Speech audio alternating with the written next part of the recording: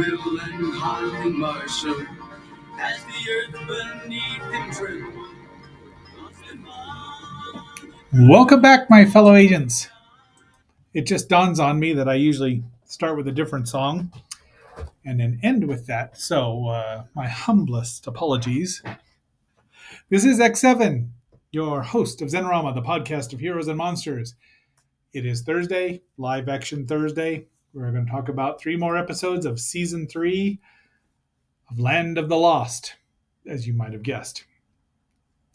Having said all that, please like, share, subscribe, leave a comment. Let me know if you have any thoughts about these 3 episodes. I certainly do. And they're not bad. I mean, they're still fun, but boy, they have fallen a ways from the original series. So, leave a comment, let me know, and I'm just never going to get tired of seeing Grumpy Alice versus Grumpy there. And let me know what you think of the show. Now, let's roll.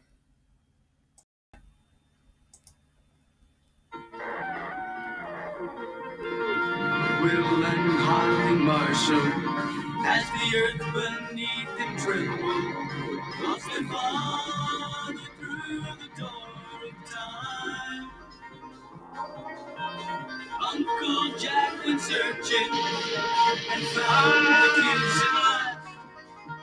Looking for a way to escape from the land of the lost. Grumpy!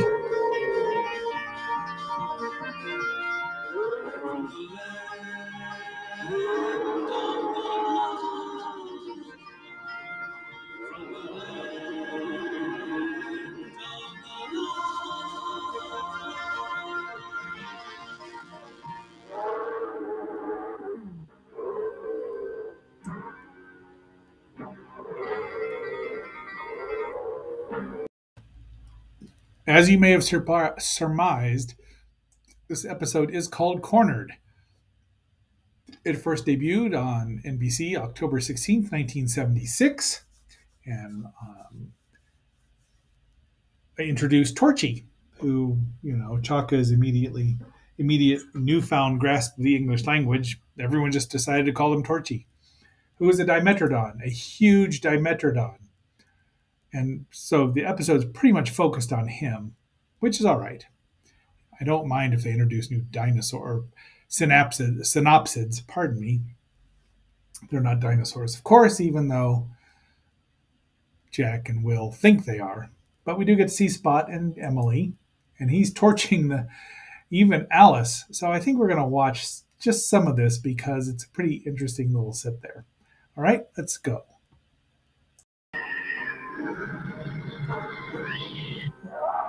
There we go. Torchy does have a unique weapon. Jack, will you look at that?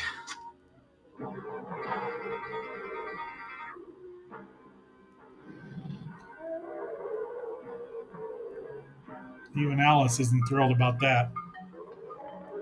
Look at Big Alice split. What kind of beast that is? I don't know, Will. Makes you think about all those stories you heard about fire-breathing dragons, doesn't it? I think it just made a believer out of me. That's about 20 tons of blowtorch.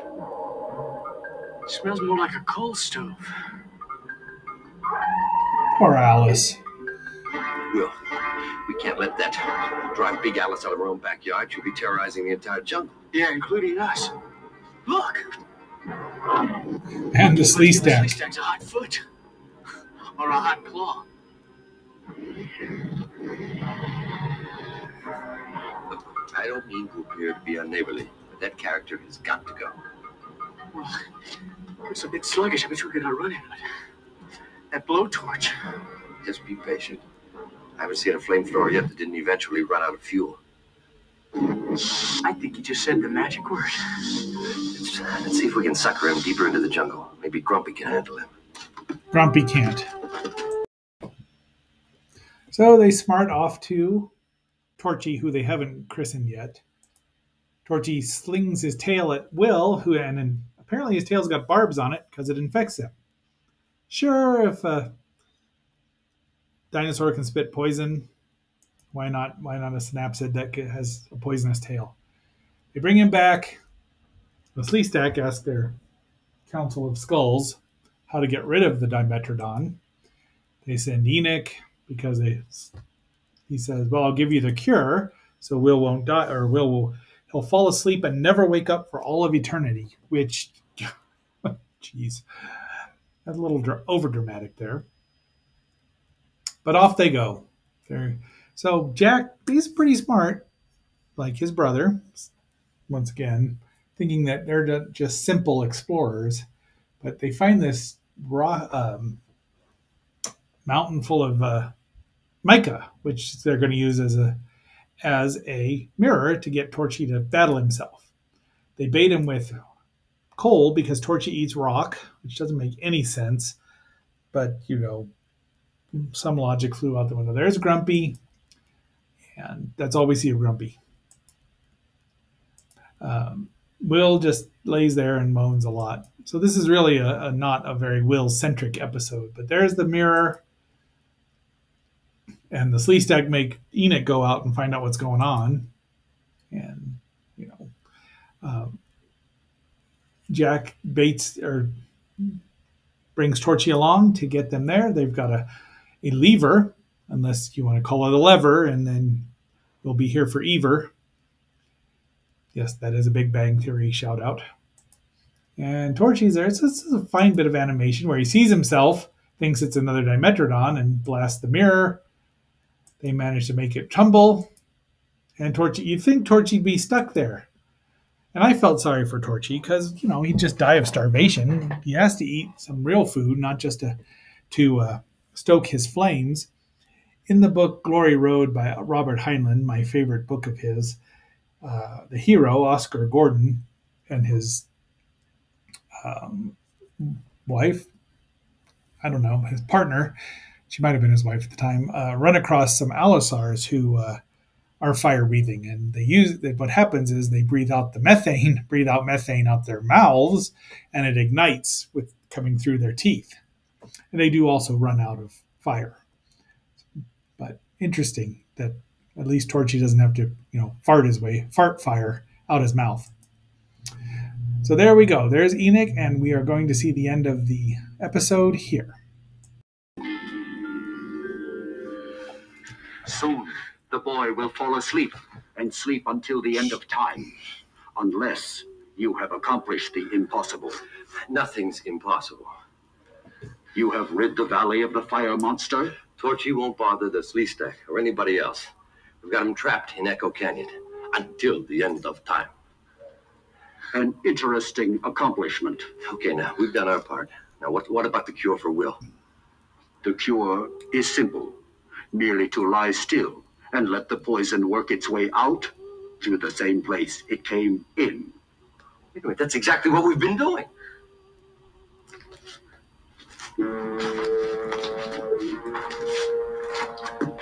Guess who got suckered in today?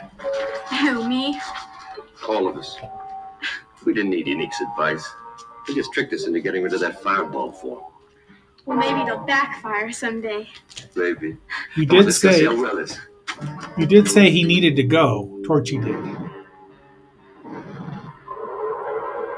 Don't feel sorry for Torchy, though. He gets out, and he shows up again and again. This might be the first stop-motion Dimetrodon ever. That wasn't a live-action alligator with a fin glued to its poor back. Will! Hi there. This is your local travel agency offering you free tickets out of the land of the lost. Any takers? It's the first class to tours. Oh, first class, naturally. You're on. Hey, the pain's all gone. Oh, terrific. I can do anything. I can run, I can dance, I can sing. Good. Your turn, get wood. Oh, well, I'm not that good yet, Chaka. Well, now that's what I like to hear, some good, healthy bickering. I'm just glad everything worked out okay. I was really worried about you, Will. Hey, little sister, I don't like to have you worry. What's that for, Aw. Chuck? Will say he wants to sing. No, we're gonna end look, this I didn't right. exactly mean it. Okay, maybe it's not such a bad idea. It is. Sorry, Will. All right, little Sorry, sister, Wesley. This one's for you. All right, this is The Flying Dutchman, which was aired October 23rd, 1976, and adds yet another character, and Malik returns, played by Jaws Richard Keel. Chaka finds a compass, he finds a telescope, and this is like it. Grumpy's in here maybe once or twice, and Jack has invented a bolo, or something similar to that the gauchos use in South America. Almost wraps it around Chaka's dumb little head. And there's Torchy. We're not going to get any clips from this except for the very end. There's a compass. Then they hear a ship in the distance, and they find one, which is a pretty cool looking little miniature there. And there's our captain, who is played by Rex Holman. Does he have anything? Doesn't say much of what he does. Television series like The Millionaire, Bonanza, Have Gun Will Travel, Mission Impossible, Star Trek even? How about that? So, couldn't tell you what he played, but probably a red-shirted crewman. But he's taken with Holly there because Holly reminds him of his daughter, and his Vandermeer is his name. And they don't realize it's a Dutch name. Malik sneaks on board, bullies Chaka into giving him more stuff, the telescope, and he grabs a barrel there of gunpowder. He's also stolen a blunderbuss, and they put it out there and they blast he's just scare the slee stack away, and now they're getting ready to go, but he's trying to trick him, gives Holly a sleeping potion. Bad. Of course, he just wants company because he's lonely. But Jack goes and rescues him. He says he's sorry, and he leaves. And that's it. So, I guess, yes, let's just, we'll stop right here and just watch the very end here. Mr. Marshall, I am listening. You have my apologies. I think I understand, Captain. It is so terribly lonely. Good sailing, Captain. Because of the curse of the Flying Dutchman. Vandermeer.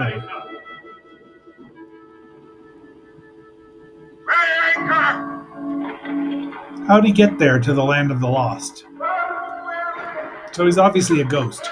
It's okay. She's just sleeping.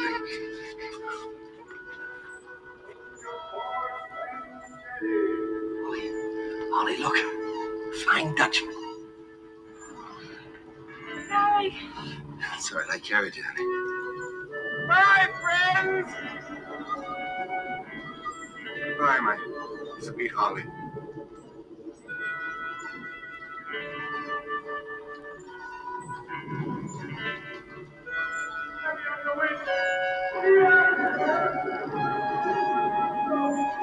That is a stop motion ship. How about that? They couldn't have gotten out of the land of the lost anyway with that. All right. Our last episode, Hot Air Artist, episode 8 of the third season, episode 38 overall, was aired October 30th, the day before Halloween, 1976. And hot air, geez, I guess so. Chuck is doing the old thing of lifting up the pavement to sweep the dust under. Why are they sweeping the outside?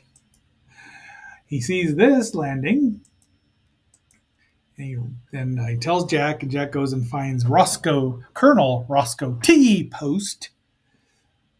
Yeah, that's David Healy, who is a con man, essentially. Let's see. Television credits include voices for the Super Marionation series Captain Scarlet and the Mysterians, Joe 90 in the Secret Service. I don't think... Oh, it is a puppet character. All right. Parts in UFO, The Troubleshooters. He also played Dr. Watson opposite Ian Richardson's Sherlock Holmes in the 1983 film Sign of Four. Lust for a Vampire, and uncredited performance in James Bond films You Only Live Twice and Diamonds Are Forever. So, yeah, he's been in a lot of things, lots of things. But he was in Supergirl as Mr. Danvers from 19 and The Right Door Knocker, the voice of the Right Door Knocker in Labyrinth. There you go, Frog. There's a movie that you love. All right, but here he's a con artist. Essentially, he's trying to circumnavigate the globe. They run into Grumpy. Jack makes a makeshift, not trebuchet, but a trebuchet, but well, you know what it is. Hits him in the face, and Grumpy just wanders off. They've really done the dinosaurs poorly this year. So he says, "Yeah, we'll take him out," but he's from 1922, so there would be some kind of time paradox going on there. He meets Chaka, the missing link, and yep, dollar signs go off. He didn't know what was going to happen in 7 years. And the Sleestack are whining again to the Council of Skulls about this guy who's not doing them not bothering them, doesn't even know him. So they're preparing to get the balloon fixed with dinosaur egg membranes that Emily laid. But there's Alice. It's a nice sequence, but so there they are. And then he's just got visions going on. The Sleestack show up, and then guess who else shows up? Now Jack heard Holly, or maybe Holly talking about how he's going to take Chaka on tour and make millions of dollars and exploit him, which was common, would have been common, very common in the 1920s. Then Torchy shows up. And yeah, let's take a look at that, because otherwise this is kind of a deadly dull episode. Hang up after the Last Supper. Remember what happened the last time you said that?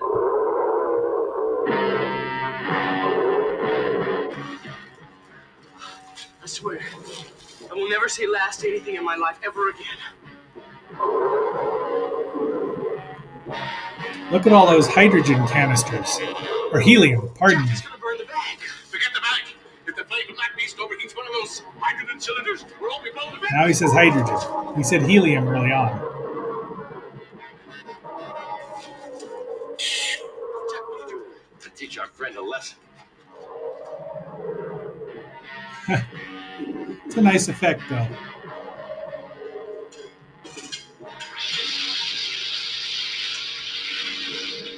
Jack's lucky he didn't lose his hair. The hydrogen will surround them. Next time our friend decides to light up, is he gonna be surprised?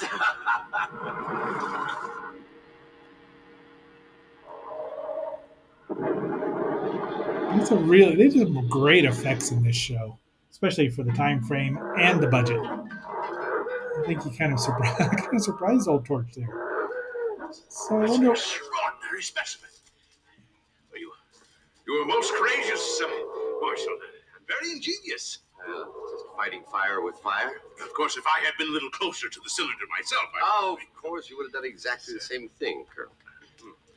Well, Gilderoy. everything seems to be okay. Good, then I suggest we all get to bed early. Tomorrow's going to be a big day. So Roscoe prepares to leave early, and luckily for him, Chaka shows up, and he grabs him. Chaka shows him what these crystals can do, and the balloon is inflating. Chaka gets aboard, and whoa! Oh, I guess we're just going to show from there. Okay, I had not. I thought that there was a little more to it than this. These episodes were not. I mean, the cornered one is the best one out of the bunch here, but they just keep. I counted out of the 13 new episodes, 7 of them had different characters added in that came and left, except for Malik, but we don't see him ever again. That would have it was unfortunate because I think he could have been a fun foil, unwitting or unwilling ally on occasion. But it is what it is. I wish I'd remembered to embiggen this. Don't worry. We're just going to go up a little test flight. That's all. At least Chaka isn't stupid. Let's test. What's friends? Now stand back there. Chaka, what else? Yeah, Be quiet, you little savage. This balloon can't possibly take off with more than 2 of us, and there's not enough gas. Marshall spent it all fighting those beasts. No, you... Chompy. Boy, that was a high-pitched squeal from Chaka. Release us, you fools. There's not enough hydrogen. Do you want us all to perish in this hideous place? Just you. Chaka, you want to go? No, Chaka wants to stay with friends. Chaka wants out. Colonel, let him out. Yeah, let him go. Why We'll hold you until Torchy comes back. Your whole rig will go up in a blast of fire. Oh, no. He's really good, though. You can't not like him, but they should really teach Chaka how to use pronouns, though. Let him go. You okay, little fella? Farewell. Chaka good. Chaka only pakuni. Fly in sky. To adventure. And beyond. Remember me. Remember him? Who could forget him? Not Where us. he's really going, Uncle Jack? I don't never- know, Holly. We'll never know. Whoever it is, you can be sure of one thing. What thing, Doc? Somebody's going to be in for a lot of adventure.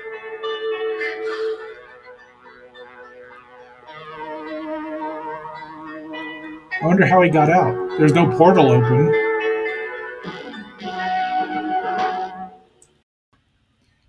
Well, that is it. That is our 3 episodes of Land of the Lost. Tomorrow will be a 7-song Friday, but a most interesting and pleasurable 7-song Friday in honor of Agent Frog's birthday. So just you'll have to give yourselves into that sort of pleasure. If that doesn't tell you what it is, well, you're just not reading it. So, my fellow agents, until our next assignment, where we will be taking just a jump to the left, this is X7 signing off with a step to the right and phasing out.